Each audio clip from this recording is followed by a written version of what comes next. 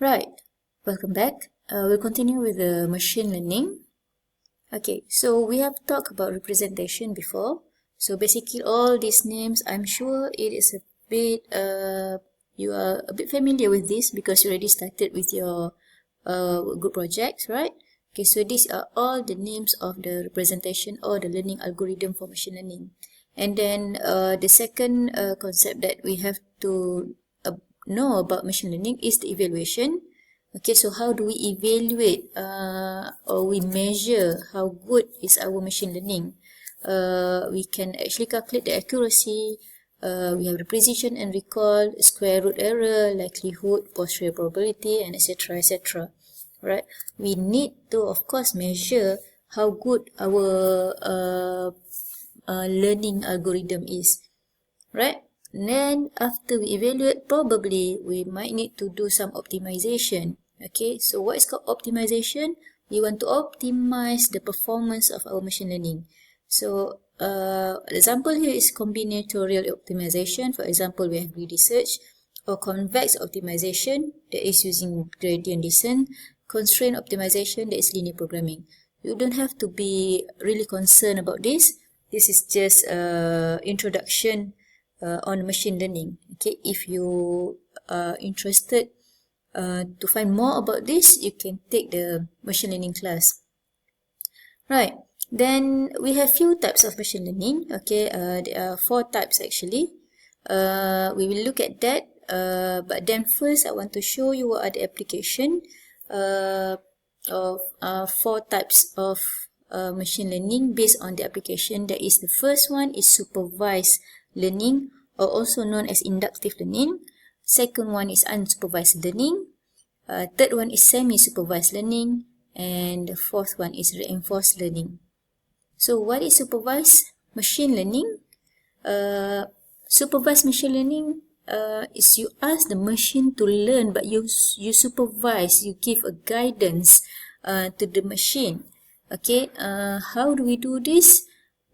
By giving the label or class during the training. Okay, so we have this during your classification group project. If you look at the images, we have abnormal and normal images. So we already provide the class. These are the images, and these the label is normal or abnormal. So the machine have to look at all the images, all the extract all the features, and try to make a relationship. What are the similarities of all the features in between their same label? Alright, so we use this in classification for discrete data. If it's continuous data, we can use for regression or prediction. And prediction, we can also use probability estimation. So supervised machine learning structure. Again, this is exactly like what you are doing for your group project. Okay, we have training data. It could be text, documents, images, sounds, anything. Okay, and then we extract the features. This is coming together with the labels. Alright, so for our case, whether it's normal or abnormal, for other example, we must provide the labels. Alright, and then we extract the features. So you have features vectors here, and then we feed this into the machine learning algorithm. So the machine will try to find the similarities or characteristic between intra-labels and inter-labels. Alright, and they came up with a model, predictive model or classification models. Okay, and then we send a new input. Okay, without the label. Okay, and then we extract the feature vectors, exactly the same with this, the same features we use, and implement the predictive model to have the expected label. Okay, so in the training, we give the label, but for the testing, the output is the label. Alright, let's look at the example. Okay, supervised learning. Okay, we have images here.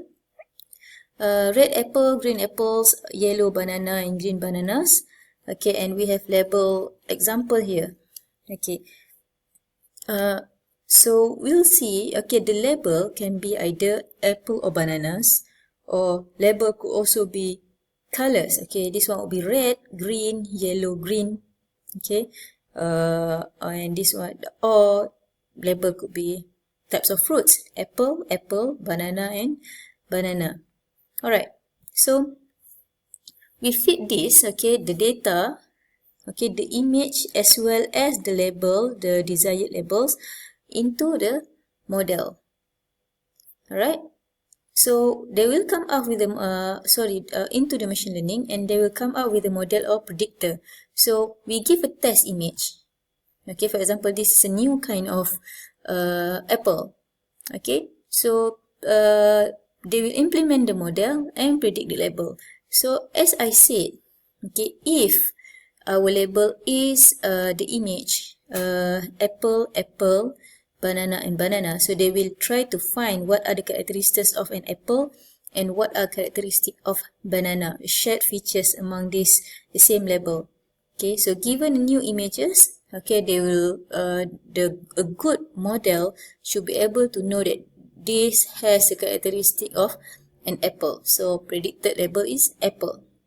If the label is color, okay, red, green, yellow, green, okay, so the model predictor will look at the features of the colors, and given the image, they will classify a good model will predict the label as yellow.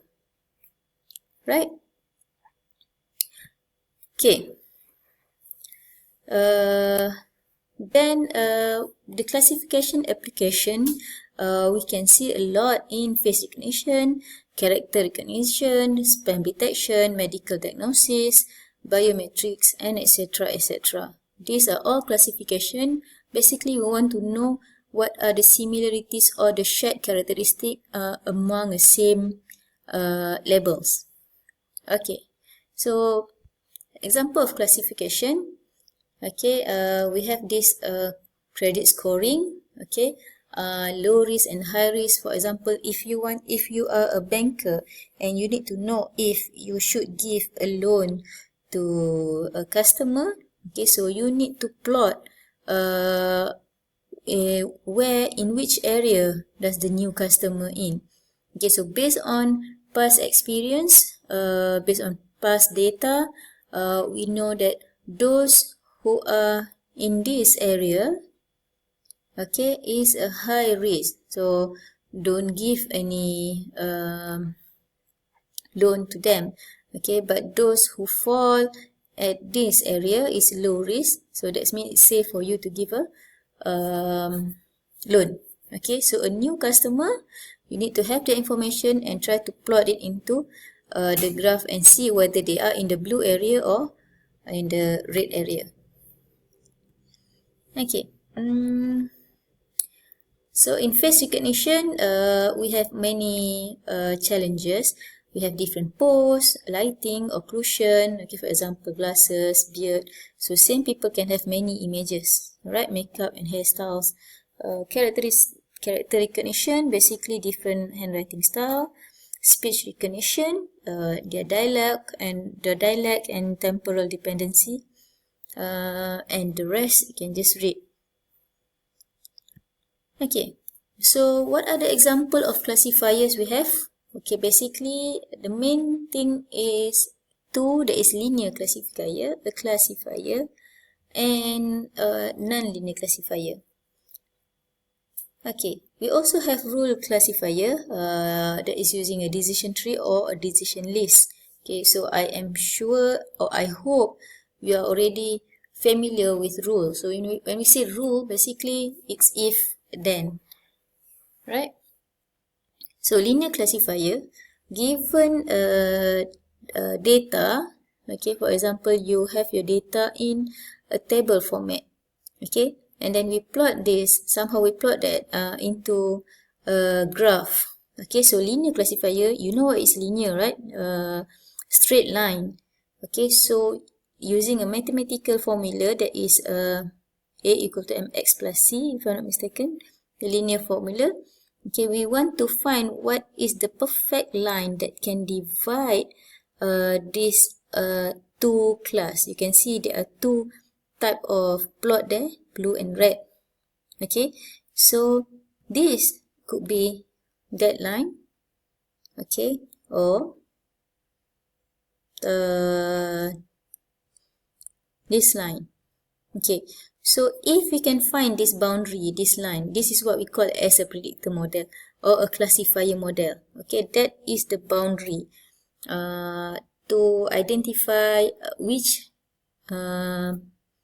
data belong to which class. So when we have a new data, for example, this X here, you plot it. If it's fall below the line, you will say that it is a red label. Okay, right. So same with this. Okay, so if you have another line, okay, because it could be any line between this, okay, you can see that we can have many lines to segregate between blue and red. Okay, it can be any of that lines. So which one is the best? Okay, the best is if you can have an equal wide margin on the left and right hand side of the lines. Okay, so it is more flexible and fair. Okay, so the simplest kind of SVM, or we also call it as a linear support vector machine. Okay, alright, if we have this kind of plot,